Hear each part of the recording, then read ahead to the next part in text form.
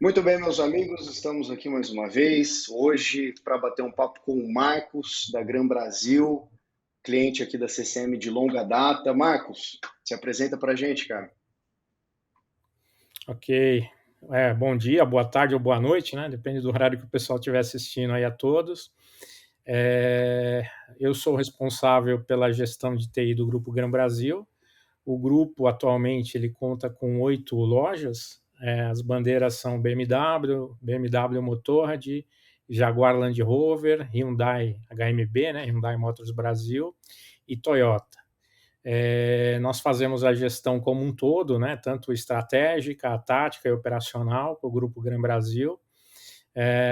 Hoje, em concessionária, né, para quem já é da área sabe que essas diferentes marcas trazem um desafio adicional, porque não é como uma empresa com 8 filiais. Na verdade, são empresas distintas, né, com relacionamentos distintos com as montadoras e que a gente busca a integração da melhor forma possível.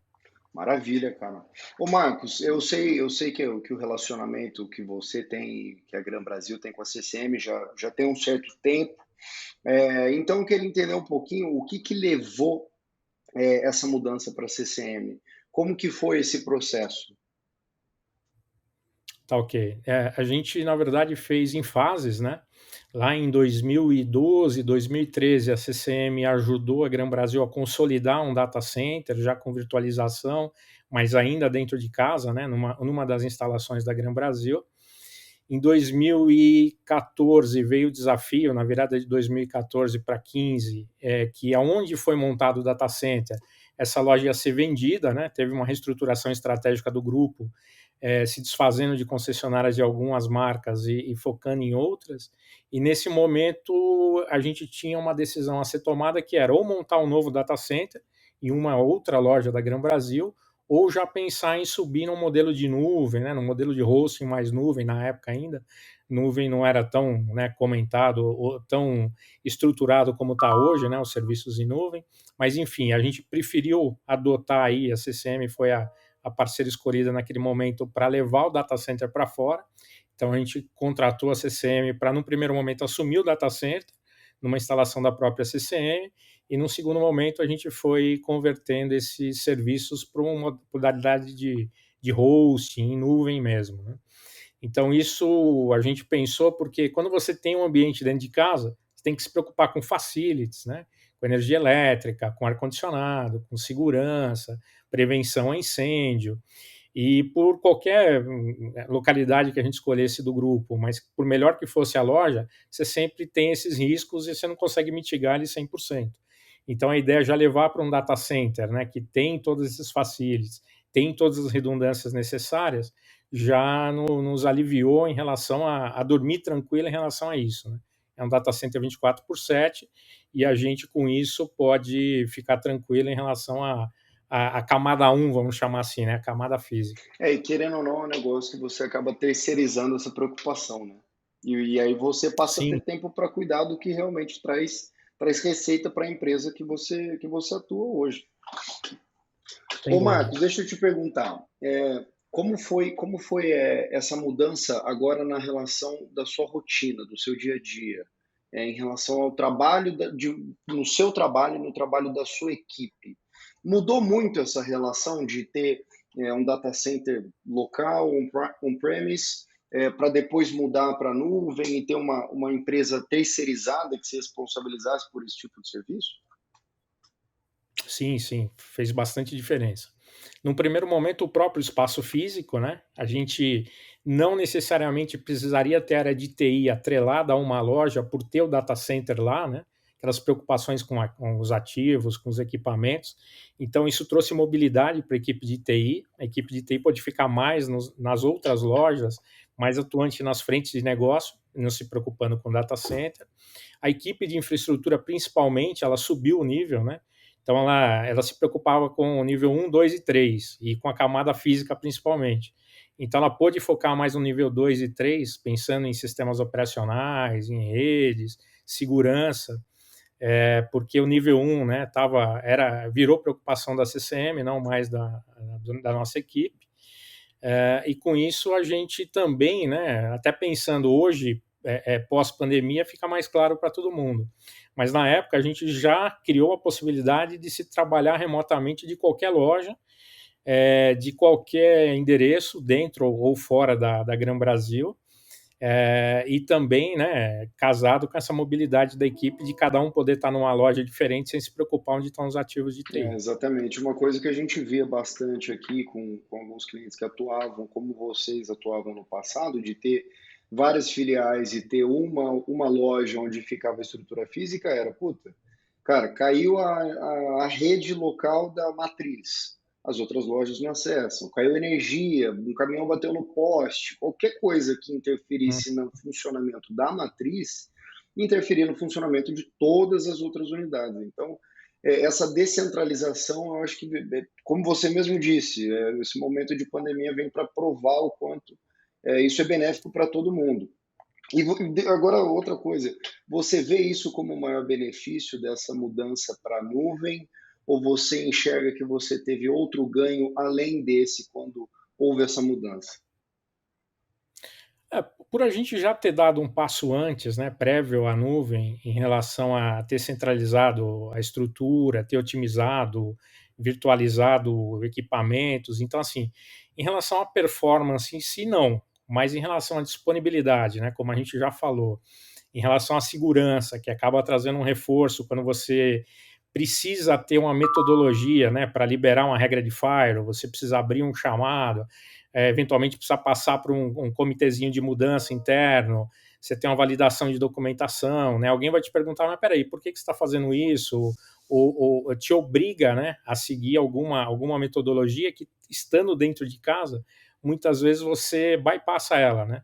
Então, nem sempre você tem uma estrutura de governança dentro de TI ou fora de TI separado, né, segmentado da estrutura operacional. E quando você não tem isso, né, que costuma ser mais presente em grandes empresas, né, quando a gente está falando do mundo de concessionárias ou de pequenas e médias empresas, a gente não tem porte para isso. Então, se acaba muitas vezes fazendo mudanças em horário indevido ou causando algum impacto que você estando no modelo de nuvem, onde você tem a metodologia a ser seguida, você tem a documentação desse ambiente e do que você precisa, isso ajuda a fortalecer a governança também, né? Fora os outros ganhos que a gente já falou de foco aí em níveis 2 e 3 de infraestrutura e também do benefício da disponibilidade, né? Uhum, uhum. Lembrando que esse ano, inclusive, né, está se falando aí muito por causa da crise hídrica, né? A gente está num momento de seca aí, um dos piores dos últimos anos ou décadas. Está se falando em apagão, em racionamento, né?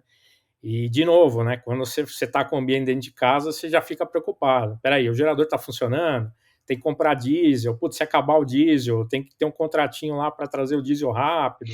Então, assim, já começa a ter aquelas preocupações que agora é um problema de vocês, né? A Exatamente. gente está sossegado, eu quero ele funcionando. Então, já não tem essa preocupação de ter que colocar gerador, ter que comprar diesel, esse tipo de coisa. É verdade, cara, é verdade. Esse é o principal valor que a gente percebe mesmo, é poder Hum, deixar você preocupado com o que você tem que ficar preocupado de fato, não com um bando de sim. equipamento e coisas desse tipo. Ô Marcos, Uhum. em relação à parte de custo, cara, você acha que essa parte de migrar para uma nuvem ou terceirizar esse tipo de serviço, ele traz algum benefício em relação à, né, à parte financeira do negócio? Sim, tem muitos benefícios que eles não são explícitos, né? São benefícios implícitos que quando você vai colocar numa planilha, quanto eu gasto hoje tendo esse ambiente dentro de casa, ou quanto eu vou gastar com nuvem. Se você fizer uma conta simples, sem levar em consideração algumas variáveis aí ocultas, vamos chamar assim, né? Alguns custos ocultos, parece muitas vezes no primeiro momento que a nuvem é mais cara. Por quê? Você tem um preço claro ali do que está sendo prestado, você teve o empacotamento de tudo que é necessário para você usar um ambiente nuvem, né? Uhum. Você tem um pouco de máquina, você tem um pouco de energia, você tem um pouco de espaço, você tem um pouco de analista de sistema operacional, você tem um pouco de analista de banco de dados, enfim, você vai montando todo o seu Lego. E aí você tem isso estruturado, né? Uma forma, que tal custo está aqui. Quando você tem dentro de casa, muitas vezes, quanto custa de energia? Não sei, eu pago a energia da loja e está ali, está no meio. Quanto você gasta de ar-condicionado, de manutenção, de gerador, de licenciamento, né? Que muitas vezes você não está com a licença atualizada, ou pior das hipóteses, pode nem ter licenciamento. Então, assim, quando você estrutura todos esses custos, e principalmente os custos ocultos, né? Esse pedacinho, por exemplo, ok, eu tenho um rapaz, dois ou três dentro da estrutura que atende sistema operacional, faz um pouco de tudo. Mas tá bom, mas quando acontece uma coisa mais grave, eu preciso contratar um consultor, eu preciso contratar alguém pontualmente. Então, assim, esses custos que não aparecem, mas se você estruturar, como na nuvem, você tem todo esse benefício do compartilhado, né? Se você consegue estruturar seus custos, consegue mostrar isso, vai ver que na nuvem você tem benefício, né? Principalmente por causa desse compartilhamento de recursos e a questão do CAPEX, né, do investimento, que você nem sempre está podendo comprar equipamento novo, colocando disco no storage, você vai se virando com o que tem e vai trazendo um impacto para o negócio, né, por trabalhar no cobertor curto, e quando você precisa dar uma tacada nova, um investimento novo, né, você faz um one-shot pesado e de novo, aí você não vê o custo mensal. Então, assim, esse trabalho de mostrar o quanto custa dentro de casa, né? E quanto custa fora, tem que ser o quanto custa ter e quanto custa não ter, né? Isso é muito importante na hora de comparar os valores. E legal que você ter falado dos valores, a gente é sempre questionado também pelos titulares aí, pelos financeiros das empresas, em relação a por que não leva para uma nuvem pública, né? Para o Google, para a Amazon, não é mais barato? Microsoft, meu amigo aqui de golfe, de tênis, de churrascada, falou que levou tudo para lá e está melhor. Enfim, a gente é sempre questionado disso, né? Hoje, com o advento do dólar, nem tanto, né? Porque se você comparar o custo desses data centers com o custo de quem está no Brasil, os data centers lá fora acabaram ficando mais caros, né? Se você vai rodar num data center desse no Brasil, você tem a tributação em cima também. Se você vai rodar lá fora, você tem a questão técnica da latência, do tempo de resposta.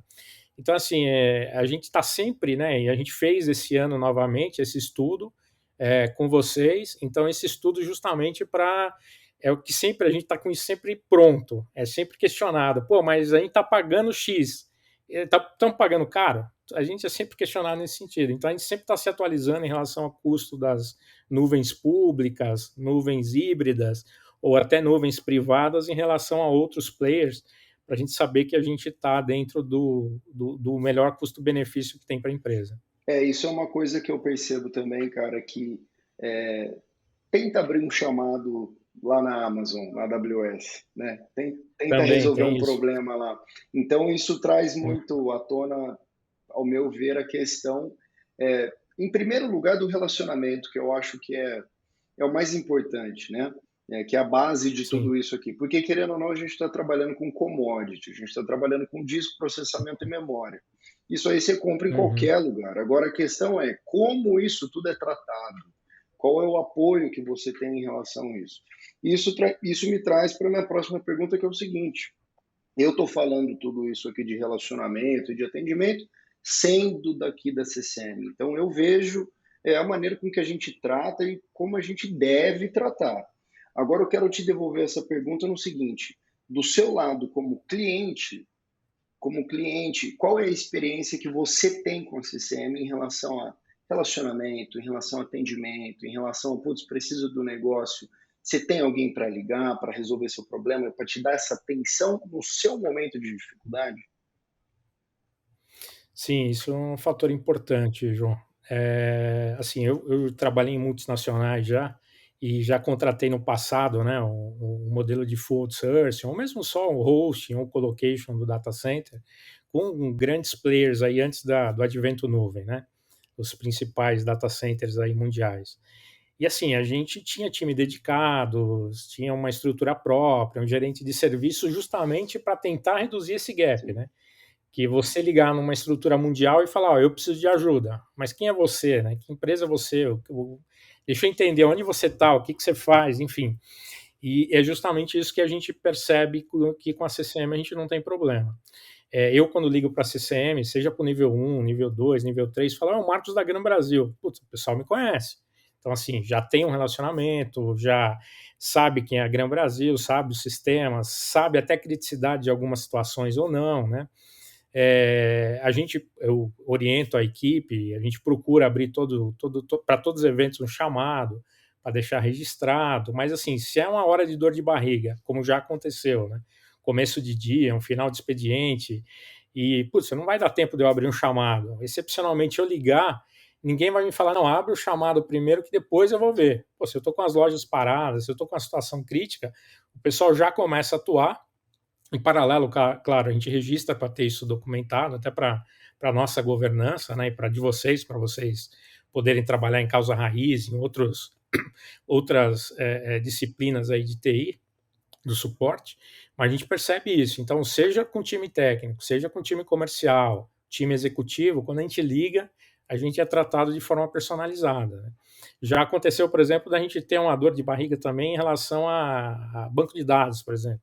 Poxa, meu banco de dados está com 100% de utilização, eu não sei o que está acontecendo. Então, assim, eu ligar, pô, pessoal, pô, vamos colocar um pouco de processador aí até eu entender o que está acontecendo. Se precisar expandir a máquina, a gente expande, mas vamos entender primeiro. E a gente descobre que era alguma coisa que não estava otimizada, um usuário lá que estava sem cota e detonando a máquina, depois a gente volta para o normal. Então, assim, a gente tem essa, vamos chamar assim, essa flexibilidade, né, com vocês, sem precisar ter uma equipe dedicada, né, mesmo trabalhando no compartilhado, de saber o que a gente tem, quais são nossas dores e conhecer, né, a nossa equipe. Isso ajuda bastante. Eu realmente acho que ter esse relacionamento onde a gente conhece, como você falou, a gente entende qual que é o seu negócio, qual que é o sistema, como que o sistema comunica com o banco, quais são as dificuldades que geralmente acontecem, então acaba tendo uma certa facilidade de não ter que, como você falou, bom, quem é a Gran Brasil, o que eles têm contratado com a gente, que sistema que eles usam, com quem que eu falo, quem que é o cara do banco que está lá. Então, isso eu acredito, sinceramente, que ajuda a trazer uma certa agilidade pro relacionamento, cara. Pro relacionamento. Uhum. E, ô Marcos, se você tivesse que descrever, aliás, você vai ter que descrever agora, cara. Uhum. Como Vamos você ver. descreve essa parceria que você, em primeiro lugar, você, né? Porque, querendo ou não, são dois CNPJs, mas são sempre pessoas que estão se relacionando. Primeiro você, depois Sim. a Gran Brasil. Qual seria a sua descrição da parceria com o que a gente tem hoje? Evoluiu bastante, eu diria que, assim, no começo a gente ainda teve que aprender um pouco, né, dos 2 lados, até pelo tempo, né, não é uma coisa recente agora, né, que no passado as coisas eram um pouco diferentes, sempre é assim, né, graças a Deus. Mas assim, eu vejo que evoluiu bastante essa questão do relacionamento. Hoje a gente tem um relacionamento bem próximo, o que eu preciso, eu ligo, chamo vocês, costumo ter o feedback rápido. Algumas questões técnicas proativas têm funcionado melhor nos últimos tempos também. A gente viu essa evolução da CCM também como empresa, né? Além do nosso lado, a gente, claro, sempre aprendendo aí, amadurecendo os nossos serviços, as nossas metodologias, os nossos processos, a gente viu que do lado de CCM isso aconteceu também. E aconteceu de forma positiva. Então, assim, a gente vê que esse amadurecimento veio de ambos os lados e hoje a gente consegue lidar bem melhor com a CCM, seja em questões comerciais, operacionais, do que eu diria há 3 anos atrás, do que há 5 anos atrás. Então, acho que o que marca, assim, para a gente é essa evolução. Esse amadurecimento na questão relacionamento. Isso agregou bastante aí no todo, na operação das empresas. E da Gran Brasil, eu acho que não é muito diferente disso, né? Como a gente acaba sendo os interlocutores aí entre as empresas, esse amadurecimento trouxe menos, né, dor de cabeça, ou menos demanda, ou menos questionamentos dos executivos da Gran Brasil. Com isso a gente pôde focar mais em coisas novas, em também melhorar o que a gente tem de serviço. E o fator que a gente tem normalmente é se não está perguntando, não está questionando, é que a coisa está indo bem, né? Nem sempre o pessoal tem tempo de parar para falar assim, não, poxa, melhorou o serviço, hein, vamos elogiar. Não, está indo bem, vamos embora, né? Vamos focar nos problemas aqui para resolver. Uhum. Então a gente percebe isso, assim, tem se falado menos, cada vez menos no data center, isso é bom. É um fator que a gente considera aí como fator É o positivo. entrosamento entre as equipes, né, cara?